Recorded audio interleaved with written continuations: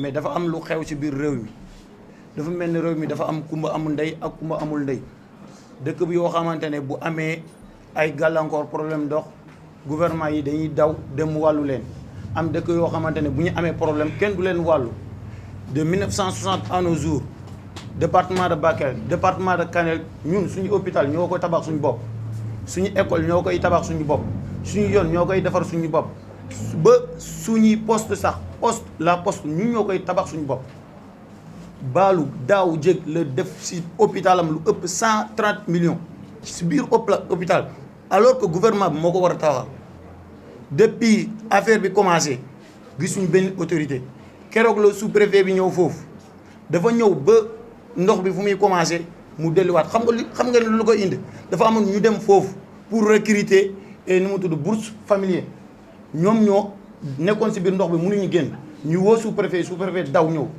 chef de village woo ko nee ko xaar ma maa ngi ñëw pour ñu gën a waxtaan ci problème balaa chef de village di jégg ndox bi moom mu dem yoonam est-ce que nit war na def loolu nit ku ànd ak xelam président teg la pour ngay wàllu nit ñi bu ñu amee problème au lieu nga assister leen wallahi assister wuñu ba léegi sous-préfet mënul dem ne dem naa Baalu wala commune de Baalu recruter ñu am problème foofu seen nombre Baalu rek am na 900 et quelques personnes ñoo xamante ne gën nañ seen kër Baalu dafa mel ni l'île de Gorée léegi Baalu ci boppam dafa am mel ni l'île de Gorée kenn mënul dem kenn mënul dig boo amee problème sax ndox ay ndox sachet yi barke démb lañ dem jënd 300 et quelques kii dara lañ ko dem jëndi essayé nañ comprendre ñu am beneen problème mburu sax pour nit ñi am ko loolu mooy problème parce que mënoo toog si sa kaw terrasse naan da ngay taal foofu mat naan da ngay togg c'est inadmissible mais gisuñu dara keroog ministre de l'intérieur dem na foofu ak mboolam jóge nañu Bakel ñëw Baalu mooy lieu bi man du ma tudd naan dem na Arundu wala dem na fii ñëwul Baalu mais Baalu mooy lieu bi Baalu mooy commune de Baalu siège bi Baalu la nekk mairie bi su boppam kayitu juddu yëpp yu nekk foofu yëpp tooy nañ au lieu nga ñëw Baalu xool nit ñi nu ñu mel nga yem Arundu delluwaat bu nga ñëwee Arundu indiwoo fi dara foofu mais vide mu wax lu muy wax naan damay constater tey laa woo monsieur Mampaté Sy communauté exécutive ñoo xamante ne ñu war a wàllu nit ñi mu ne tey la ñu war a toog dimanche et tey la ñu war a toog 10 heures moom ak préfet de Bakel après loolu d'ici demain ou après demain ñu dem commencer wàllu nit ñi est-ce que c'est inadmissible loolu est-ce que nit war na ko xalaat sax ñoo xamante ne depuis kañ ñu ngi si biir ndox bi ay jasit sax mun naa leen woon vidéo ay jasit sax ñoo yëg si biir kër yi ñu rëy leen ci biir kër yi ay jasit ay jan du yëg si biir kër yi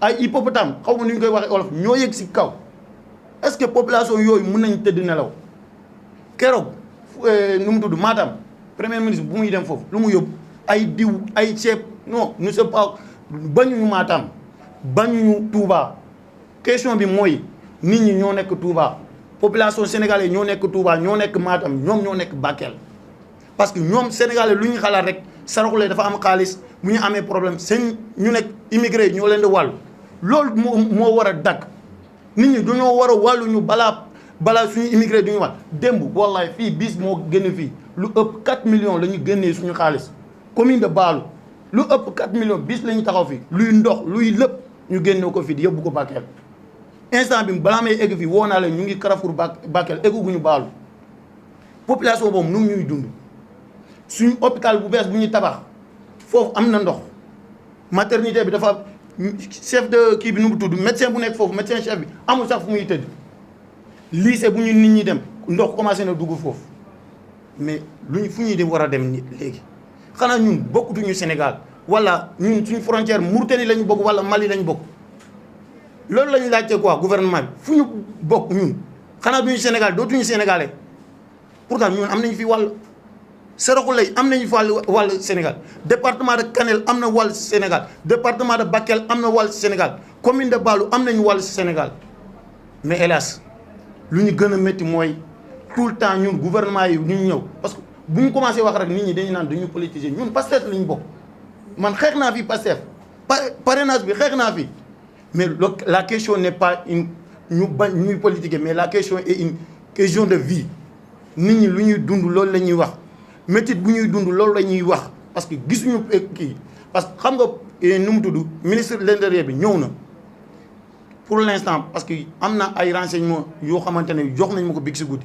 ñoo xamante ni lu ñu indi pour liggéey lekk yu ñu indi ay bâche yu ñu indi Yaafara la fi yem pour l'instant village commune boo xamante ne dafa am 11 villages benn village moo yem la ñu yem loolu moo warul léegi lu ñu parce que boo xoolee ONVS combien de jours la ñuy def alerte mais am nañu ay sapeur am nañu ay armée nationale ñoom ñoo war a teew askan wi balaa kenn di ñëw mais on n'a pas vu tout ça démb barke démb dafa am ku feebaroon baalu ñu buggoon ko yóbbu hôpital ñu yóbbu hôpital médecin bi neen mënu ma ko recevoir ñu koy yóbbu Bakel balaa ñuy egg Bakel au niveau de Gabou mu faatu foofu lu waral loolu parce que gisuñu fenn au moins bu ñu amee problème yooyu ñu jël ay médecins ñu jël Croix-Rouge ñu ñëw pour sauver des vies mais moom deewul si biir ndox bi 2 jours la feebar deuxième jour bi ñu yóbbu ko hôpital médecin bi nee na mënu ma ko recevoir yëpp leen ko Bakel balaa muy egg Bakel mu faatu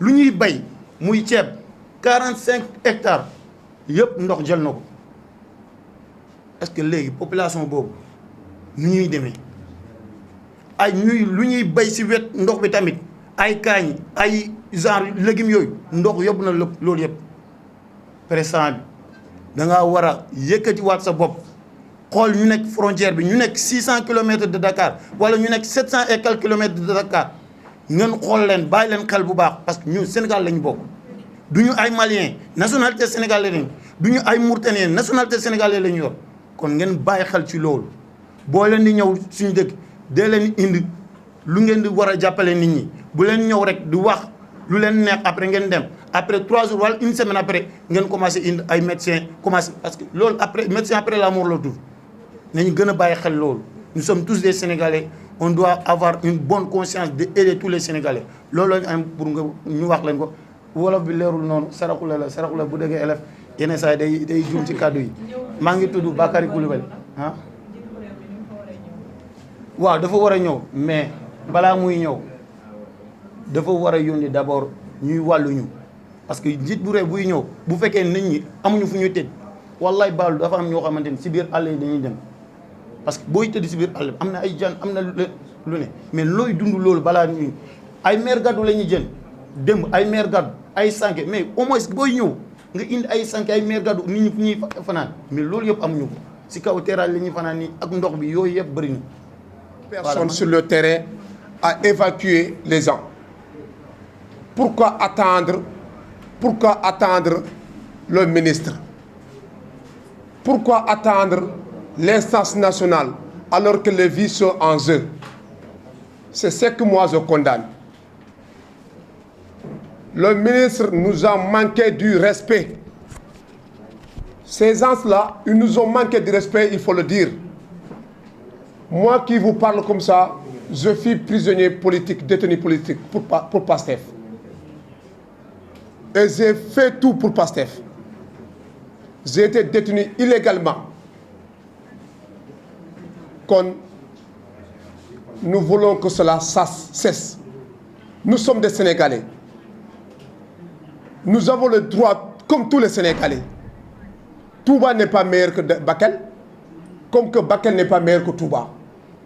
Il faut que ces gens-là nous respectent. Dès à présent, ce gouvernement va nous respecter. Qu'ils veulent ou pas, ils vont nous respecter. Parce que nous ne sommes pas des poissons.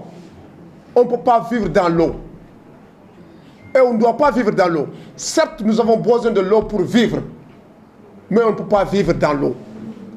Cela fait 2 semaines que les gens ne dorment pas.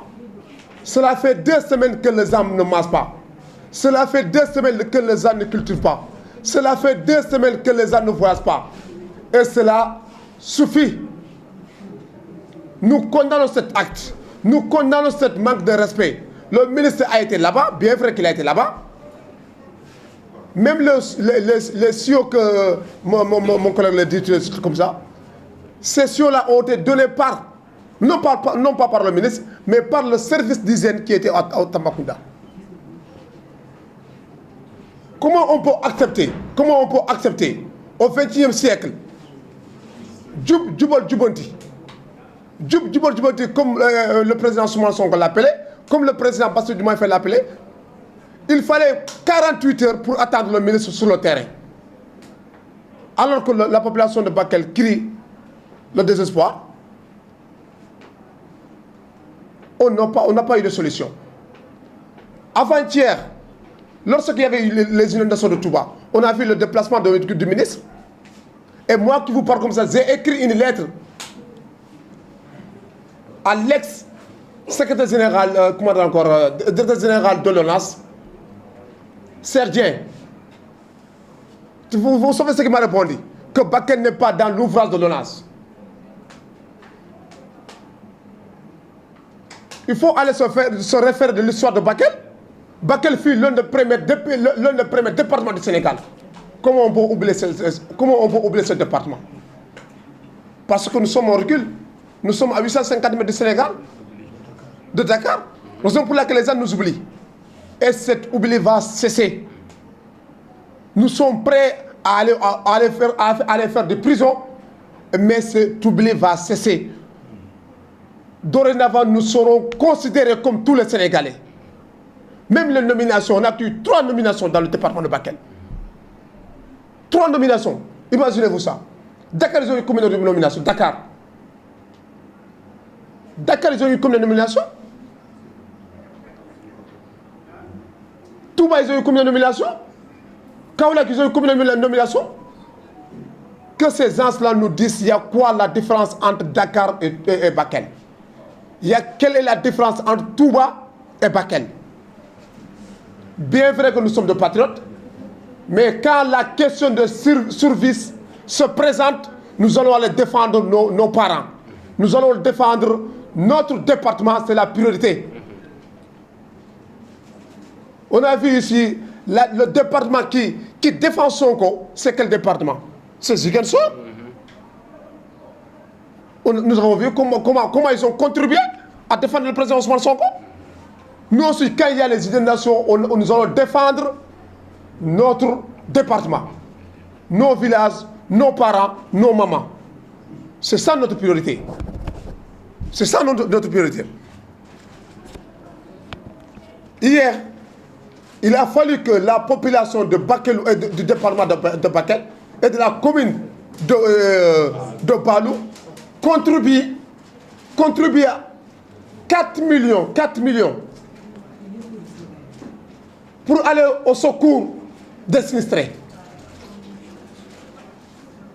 Pendant ce temps-là, l'État est là, en train de va-et-vient, d'aller de gauche, de droite.